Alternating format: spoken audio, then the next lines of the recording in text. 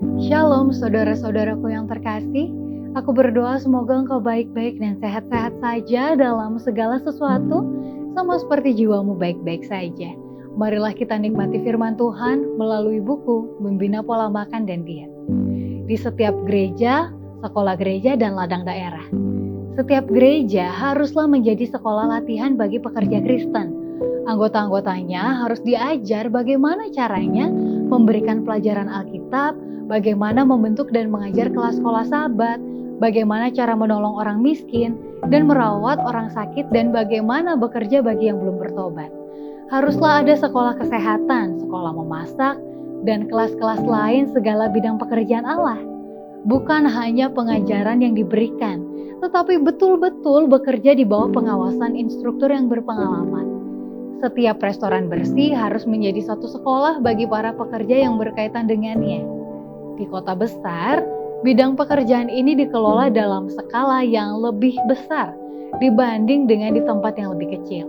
Tetapi di setiap tempat yang ada gerejanya dan sekolah gereja, berikanlah petunjuk mengenai penyediaan makanan sederhana yang menyehatkan bagi mereka yang mau hidup sesuai dengan prinsip reformasi kesehatan. Di setiap ladang penginjilan kita, pekerjaan yang sama dapat dilakukan. Kita melakukan pekerjaan Allah dalam memadukan buah-buahan, biji-bijian, benih, dan akar menjadi makanan yang menyehatkan. Di setiap tempat di mana sudah didirikan gereja, biarlah anggota-anggota jemaat berjalan di hadapan Allah dengan rendah hati. Biarlah mereka berusaha memberikan penerangan kepada orang banyak dengan prinsip reformasi. Diperlukan pendidik yang bijaksana dan terampil.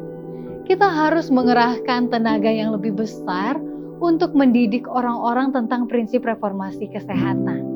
Sekolah memasak harus didirikan.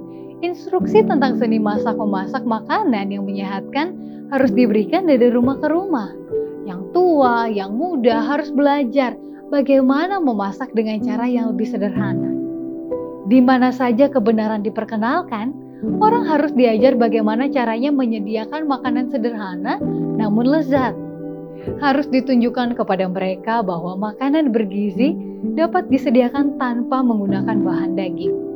Diperlukan kebijaksanaan dan keterampilan dalam penyediaan makanan bergizi untuk menggantikan makanan yang pernah menjadi makanan mereka yang belajar menjadi reformator kesehatan.